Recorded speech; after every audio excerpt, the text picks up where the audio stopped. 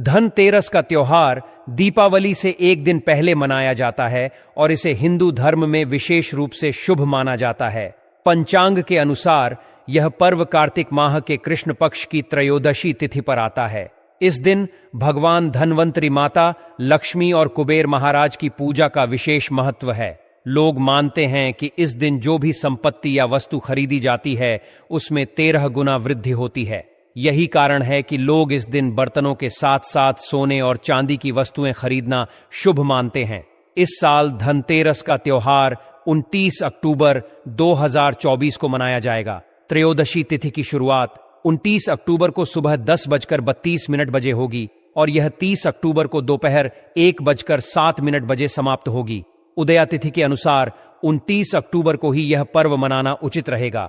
धनतेरस को धन त्रयोदशी भी कहा जाता है और यह 5 दिवसीय दीपावली उत्सव की शुरुआत का पहला दिन होता है। इस दिन लक्ष्मी, गणेश और कुबेर की पूजा करके लोग अपने घरों और जीवन में समृद्धि और शुभता की कामना करते हैं। धनतेरस का महत्व केवल पूजा तक सीमित नहीं है। इस दिन की जाने वाली खरीदारी को भी विशेष महत्व दिया जाता है। लोग सोने, चांदी और पीतल के बर्तन खरीदते हैं क्योंकि इन धातुओं को शुभ माना जाता है। खासकर पीतल का संबंध भगवान धनवंतरी से है, इसलिए इस धातु से बने बर्तन खरीदना आरोग्यता और समृद्धि लाने वाला माना जाता है। इसके विपरीत इस दिन लोहे और एल्यूमिनियम जैसी धातुओं से बनी वस्तुएं नहीं खरीदनी चाहिए क्योंकि इन्हें अशुभ माना जाता है। धनतेरस पर कई लोग सोने चांदी के आभूषण या सिक्के खरीदते हैं। चांदी के सिक्कों पर माता लक्ष्मी और कुबेर की आकृति होती है, जिन्हें घर लाना बेहद शुभ माना जाता है। यदि कोई सोना नहीं खरीद सकता तो वह पीतल के बर्तन खरीदकर भी लक्ष्मी और बृहस्पति की कृपा प्राप्त कर सकता है। ग्रामीण क्षेत्रों में लोग इस दिन नए धनिये के बीज खरीदते हैं, जबकि शहरी क्षेत्रों में पूजा के लिए साबुत धनिया खरीदा जाता है। धनतेरस के दिन धनिये को लक्ष्मी जी को अर्पित करना और धन स्थान पर छिड़कना शुभ माना जाता है। इसे समृद्धि का प्रतीक माना जाता है, लेकिन ध्यान रखें कि इस धनिये को भोजन में इस्तेमाल नहीं करना चाहिए। पूजा के बाद इसे गाय को खिलाना सबसे उचित माना जाता है। धनतेरस पर कुबेर यंत्र और महालक्ष्मी यंत्र को खरीदना भी बहुत लाभकारी माना जाता है। इन यंत्रों की विधि पूर्वक पूजा कर इन्हें तिजोरी या धन रखने के स्थान पर रखने से घर में धन का स्थायी वास होता है। इसके अलावा इस दिन दीपक जलाने का भी विशेष महत्व है। घर के बाहर यम दीपक जलाकर यमराज को प्रसन्न करने की परंपरा है, जिससे परिवार पर किसी भी प्रकार की अकाल मृत्यु का साया न आए। लोग इस दिन अपनी क्षमता के अनुसार 11, 21, 51 या 101 दीपक जलाते हैं, जो दीर्घायु और सुख समृद्धि का प्रतीक होते हैं। धनतेरस पर लोग नए बर्तन भी खरीदते हैं और पुराने बर्तनों को बदलकर तांबे, पीतल और चांदी के बर्तन लाते हैं। लक्ष्मी चरण को घर में लाना और प्रवेश द्वार पर उनका स्वागत करना भी शुभ माना जाता है। इससे यह संकेत मिलता है कि माता लक्ष्मी का आशीर्वाद घर में स्थायी रूप से बना रहेगा। इस दिन किए गए छोटे छोटे अनुष्ठान और परंपराएं न केवल परिवार की भलाई और आर्थिक उन्नति के प्रतीक हैं, बल्कि यह भी दर्शाती हैं कि कैसे धनतेरस हमारे जीवन में खुशियों और नए आरंभ का प्रतीक है। धनतेरस केवल संपत्ति का संग्रह करने का अवसर नहीं है, बल्कि यह इस बात का संदेश भी देता है कि सही वस्तुएं और सकारात्मक ऊर्जा हमारे जीवन को सही दिशा में ले जाती हैं। धनतेरस के इस पवित्र पर्व पर लोग अपने घरों को सजाते हैं, दीपक जलाते हैं और भगवान गणेश व माता लक्ष्मी का स्वागत करते हैं। यह पर्व केवल भौतिक समृद्धि का नहीं, बल्कि आंतरिक संतोष और सुख शांति का भी संदेश देता है। लक्ष्मी चरण इस दिन घर में लाना मां लक्ष्मी का आह्वान माना जाता है और इस दिन घर में मां लक्ष्मी के चरणों को घर में लाना उन्हें अपने घर में निमंत्रण देने के तुल्य है। धनतेरस पर लक्ष्मी जी के 2 चरण घर में लाने चाहिए। एक चरण मुख्य द्वार पर अंदर की तरफ आते हुए लगाने चाहिए और दूसरे चरण पूजा के स्थान में अंदर आते हुए लगाने चाहिए। इस दिन दीपावली पूजन हेतु लक्ष्मी और गणेश जी की मूर्ति या चित्र खरीदते हैं और इसी दिन धनवंतरी की पूजा हेतु उनकी मूर्तियां, चित्र भी खरीदते हैं। धनतेरस के शुभ अवसर पर आपको अपने घर में धन की देवी मां लक्ष्मी और शुभ लाभ के देवता गणेश जी की मूर्ति अवश्य लानी चाहिए। याद रखें कि यह प्रतिमा मिट्टी की बनी होनी चाहिए ताकि इन्हें अगले साल विसर्जित करके उसके स्थान पर नई प्रतिमा ला सके। इस दिन गणेश लक्ष्मी की प्रतिमा लाने से आपके घर में सुख समृद्धि का वास होता है। इस दिन पूजा की सामग्री के साथ ही खील, बताशे आदि भी खरीदे जाते हैं। यह घर में खुशियां लाती है। दीपावली के अवसर पर नए चावल की फसल तैयार हो जाती है और इसी धान से खीर तैयार की जाती है।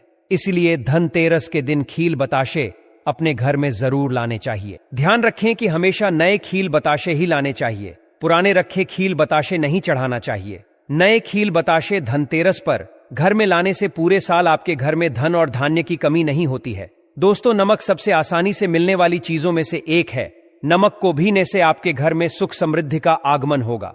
और यदि आप आभूषण खरीदने की योजना बना रहे हैं तो धनतेरस इसके लिए सबसे शुभ दिन है। मान्यता है कि इस दिन खरीदी जाने वाली चीजों में कई गुना वृद्धि होती है, इसलिए इस दिन को कीमती वस्तुओं की खरीदारी के लिए काफी शुभ माना जाता है। आप भी अपनी क्षमता के अनुसार इस दिन सोने चांदी के आभूषण खरीद सकते हैं। इस दिन झाड़ू खरीदना बहुत ही शुभ माना जाता है। इसे भर के लिए घर से नकारात्मक ऊर्जा बाहर निकल जाती है। धनतेरस पर झाड़ू घर में लाना बहुत ही शुभ माना जाता है। झाड़ू को मां लक्ष्मी का प्रतीक माना गया है, इसलिए इस दिन झाड़ू घर में जरूर लानी चाहिए। जिस प्रकार झाड़ू हमारे घर को साफ करती है। बहुत समय पहले एक छोटे से गांव में रमेश नाम का व्यक्ति रहता था। वह बहुत ही साधारण इंसान था, लेकिन उसकी मेहनत और लगन अद्वितीय थी। वह हर साल दीपावली के पर्व पर माता लक्ष्मी की पूजा बड़े श्रद्धा भाव से करता था। लेकिन इस बार की दीपावली उसके लिए खास थी, क्योंकि उसने कुछ पुरानी धार्मिक कथाएं सुनी थीं, जिनके अनुसार कुछ खास नियमों का पालन करने से माता लक्ष्मी का स्थायी वास घर में हो जाता है। दीपावली की रात से पहले ही रमेश ने अपनी पत्नी के साथ पूरे घर की सफाई करवाई। उसने हर कोने को अच्छे से धोया और साफ किया ताकि मां लक्ष्मी उनके घर पधार सकें। उसने सुना था कि मां लक्ष्मी केवल उन्हीं घरों में आती हैं जहां स्वच्छता होती है और बुरी चीजों का वास नहीं होता। रमेश की पत्नी ने उसे याद दिलाया कि वह दीपावली की रात को कुछ खास नियमों का पालन अवश्य करे, जैसे कि झाड़ू की पूजा। रमेश को यह नई बात लगी। उसने पहले कभी झाड़ू की पूजा नहीं की थी, लेकिन धर्म ग्रंथों में यह बताया गया था कि झाड़ू दरिद्रता को दूर करता है और समृद्धि को आकर्षित करता है। इसलिए रमेश ने झाड़ू को साफ करके एक सुरक्षित स्थान पर छुपा दिया ताकि कोई उसे देख न सके। उसने सोचा, अगर मैं सही तरीके से पूजा करूं तो मां लक्ष्मी हमारे घर से कभी नहीं जाएंगी। शाम होते ही रमेश और उसकी पत्नी ने दीपक जलाए घर को रोशनी से भर दिया और लक्ष्मी पूजन की तैयारी शुरू की। उसने ध्यान रखा कि वह 3 चीजें माता लक्ष्मी को अर्पित न करे जिन्हें वह नाराज होकर अस्वीकार कर देती है। यह बात रमेश ने अपने दादा से सुनी थी कि अगर दीपावली के दिन कोई इन 3 चीजों को अर्पित करता है तो मां लक्ष्मी क्रोधित हो जाती हैं और घर से धन संपदा चली जाती है। वह 3 चीजें थीं, तुलसी के पत्ते, खटाई और कांटेदार फूल। रमेश ने इन चीजों को पूजा से दूर रखा और पूरे श्रद्धा भाव से पूजा की। पूजा के बाद रमेश ने देखा कि उसकी पत्नी कुछ परेशान है। उसने पूछा, क्या हुआ? पूजा ठीक से हो गई है, फिर क्यों चिंतित हो? उसकी पत्नी ने बताया, मुझे लगता है कि हमने कुछ भूल की है। पूजा के दौरान एक सफेद कबूतर हमारे घर की छत पर आकर बैठ गया था। क्या यह कोई संकेत है? रमेश को यह सुनकर कुछ असमंजस हुआ, लेकिन फिर उसने पुरानी कहानियों को याद किया। उसे ध्यान आया कि अगर दीपावली की रात को कोई सफेद पक्षी या जानवर घर पर आए तो यह इस बात का संकेत होता है कि माता लक्ष्मी आपसे प्रसन्न है और आपके घर में उनका वास रहेगा। रमेश ने अपनी पत्नी को समझाया, यह तो बहुत शुभ संकेत है। इसका मतलब है कि मां लक्ष्मी हमसे प्रसन्न है और हमारे घर में अब सदा सुख समृद्धि का वास रहेगा। उस रात रमेश ने चैन की नींद ली, यह सोचते हुए कि अब उनके जीवन में समृद्धि आएगी। अगले दिन सुबह होते ही उसने अपने सभी दोस्तों और रिश्तेदारों को यह शुभ संकेत बताया। सभी ने रमेश की बात सुनी और उसे बधाई दी। गांव के लोग उसकी इस कहानी से प्रेरित हो गए और दीपावली की रात को वही नियम पालन करने लगे। इसके बाद हर साल रमेश के घर में दीपावली के दिन विशेष पूजा की जाने लगी। झाड़ू की पूजा, सफाई और लक्ष्मी पूजा के बाद वह हर बार देखता कि कहीं कोई शुभ संकेत तो नहीं मिल रहा। एक साल तो उसकी बेटी ने झाड़ू को एक खास स्थान पर छुपाकर पूजा की थी और उस साल रमेश के घर में अप्रत्याशित रूप से धन का आगमन हुआ। उसका व्यापार भी पहले से ज्यादा सफल हो गया। रमेश यह भी जानता था कि कर्ज लेकर दीपावली मनाना गलत है।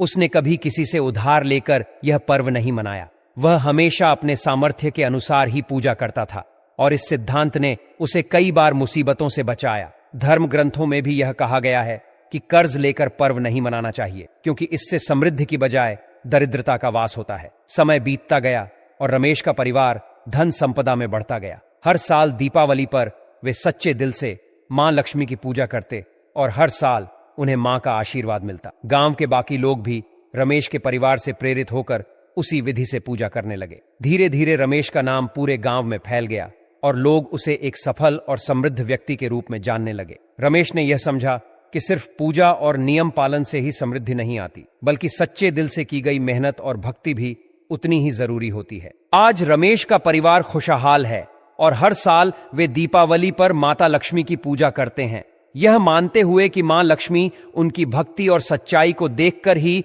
उनके घर में स्थायी रूप से वास करती हैं। जो व्यक्ति कर्ज लेकर दीपावली का पर्व मनाता है, उसके घर में हमेशा कर्ज का वास हो जाता है। वह व्यक्ति माता लक्ष्मी की कृपा से वंचित हो जाता है। भले ही आपके पास कम धन हो, परंतु सच्चे दिल से मां की भक्ति करें। माता रानी आपके सभी बिगड़े कार्य को अवश्य पूरा करेंगे। इसीलिए कर्ज लेकर भगवान की पूजा नहीं की जाती है, जो कि इस बात को शनि महाराज ने भी कई बार दोहराया है। इसीलिए पूजा पाठ में कर्ज ना ले। अगर आपके पास पैसे नहीं हैं, तो आप धार्मिक कार्य को टाल सकते हैं, क्योंकि इस दिन कर्ज लेने वाला और कर्ज देने वाला दोनों माता लक्ष्मी के क्रोध का भागी बनते हैं। दोस्तों, इस दिन राहु केतु अपनी चरम सीमा पर होते हैं। जो लोग कर्ज लेते हैं, कर्ज देते हैं, राहु केतु उनके जीवन में आकर उल्टा उन्हें कंगाल, बर्बाद, नष्ट तथा घर में दरिद्रता आवास बना देते हैं और ऐसे घर से माता लक्ष्मी रुष्ट हो जाती है। आप माता लक्ष्मी को दीपावली पर एक मिश्री का टुकड़ा भी अर्पित करके पूजा पाठ कर सकते हैं। यदि आपके पास धन नहीं है, तब भी माता लक्ष्मी उतना ही प्रसन्न होती हैं और आपके जीवन में धन और धनवान पूर्ण रूप से आपको यश कीर्ति प्रदान करती है। माता को छल कपट द्वारा धन प्राप्त करने पर तथा उन पैसों से पूजा करने पर माता प्रसन्न नहीं होती, उल्टा माता रानी अत्यंत रूप से क्रोधित हो जाती है। इसीलिए हम तो कहते हैं कि ऐसा ना करें तो ज्यादा ही अच्छा होगा। हमने जो गलती की, कम से कम आप वह गलती ना करें। यह गलती प्राचीन ज्ञान चैनल चुका है। इसीलिए हम चाहते हैं माता लक्ष्मी की कृपा आपको उचित मार्ग करने के बाद ही प्राप्त हो। दोस्तों, जब आप लक्ष्मी गणेश की मूर्ति लेकर आए तो हमेशा याद रखें, उनके साथ सरस्वती माता की भी पूजा अवश्य करनी चाहिए। मूर्ति बाजार से खरीदते समय ध्यान से देख ले, टूटी हुई तथा छत की मूर्ति नहीं होनी चाहिए। खंडित मूर्ति की पूजा नहीं की जाती, इससे माता लक्ष्मी नाराज हो सकती है। साल भर का त्योहार बार बार नहीं आता, इसीलिए मूर्ति सही ढंग से देख ले। दीपावली पर पूजा की चौकी लाल कपड़े से बिछाने चाहिए। सफेद कपड़ा तथा काला कपड़ा या नीला कपड़ा नहीं बिछाना चाहिए। लाल रंग सर्वश्रेष्ठ और माता लक्ष्मी को बहुत प्रिय है। भगवान कृष्ण कहते हैं, जो व्यक्ति लक्ष्मी पूजन में लाल कपड़े का आसान बिछाकर लक्ष्मी पूजन करेगा, उसके घर में धन, वैभव, यश, कीर्ति, उत्तम फलाहार रूप में उसका घर अनंत धन से भरा रहता है। घर में सुख समृद्धि की कोई भी कमी नहीं रहती। इससे लक्ष्मी अत्यंत प्रसन्न होकर इस आसन पर विराजमान होती है और प्रसन्न होती हैं। प्राचीन ज्ञान यह चैनल आपको बारी बारी जानकारी बताएगा। वीडियो में अंत तक बने रहना और एक लाइक जरूर करें। दोस्तों, माता लक्ष्मी की पूजा में हरा वाला नारियल नहीं चढ़ाना चाहिए। इस समय आपको जटा वाला नारियल चढ़ाना चाहिए, क्योंकि नारियल माता लक्ष्मी का प्रतीक है। दीपावली पर नारियल घर में अवश्य लाना चाहिए। इससे साक्षात माता लक्ष्मी का आगमन होता है। माता रानी को फलों में नाशपाती नहीं चढ़ाना चाहिए, इससे पाप लगता है। नाशपाती यानी नाश करने वाला, इसीलिए शुभ समय पर नाशपाती नहीं चढ़ाना चाहिए। माता रानी के पूजन में अक्षत यानी चावल का बहुत महत्व माना गया है। दीपावली पर चावल माता रानी को अवश्य अर्पित करने चाहिए।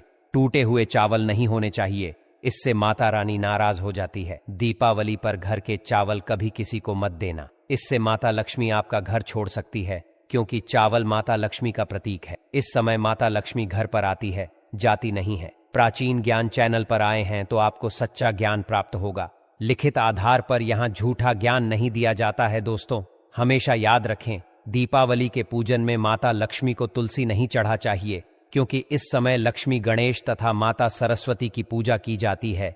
इसीलिए दीपावली के पूजन में तुलसी अर्पित नहीं करनी चाहिए। दीपावली पर लहसुन प्याज का खाना नहीं बनाना चाहिए। इस समय हलवा, खीर, पूड़ी आदि बनानी चाहिए, क्योंकि यह खाना माता को भोग लगता है। इसीलिए इस दिन मांस, मदिरा, लहसुन प्याज का खाना घर में नहीं लाना चाहिए। ऐसे शुभ मुहूर्त पर अशुभ कार्य ना करें। दोस्तों, देखिए, शुक्रवार का दिन माता लक्ष्मी को समर्पित होता है तथा माता संतोषी को भी समर्पित होता है। दीपावली शुक्रवार के दिन पर आए तो अत्यंत दुर्लभ और शुभ और अत्यंत मंगलकारी माना जाता है। लेकिन यदि शुक्रवार को आप खट्टा खा लेते हैं, पानी पूरी खा लेते हैं, इमली की चटनी, नींबू खा लेते हैं, तो इससे माता संतोषी क्रोधित हो जाती है। जब दीव शुक्रवार की पर आए तो ईसन मां संतोष जागृत हो जाती है। इसीलिए इस दिन इमली, पानी पूरी, नींबू आदि नहीं खाना चाहिए। कम से कम थोड़ा माता संतोषी का मान सम्मान अवश्य बढ़ाए। इससे धन की देवी माता लक्ष्मी और अत्यंत रूप से प्रसन्न हो जाती है और आपको धन और धनवान रूप से आपके घर में वास बना लेती है। दोस्तों, शास्त्रों के अनुसार माना जाता है कि दीपावली के दिन एक स्त्री को लाल, गुलाबी तथा पीला रंग या भगवा रंग के कपड़े ही पहनने चाहिए। लक्ष्मी पूजन में सुहागिन महिला को सफेद रंग नहीं पहनना चाहिए। यह रंग विधवा रूप माना गया है तथा काला रंग भी पहनकर पूजा नहीं करनी चाहिए। इसे शुभ नहीं माना जाता। काला रंग शनि का प्रतीक होता है। माता लक्ष्मी को लाल कपड़े अति प्रिय है। लाल रंग माता रानी को बहुत ही अच्छा लगता है। इसीलिए माता रानी का प्रिय वाहन कमल पुष्प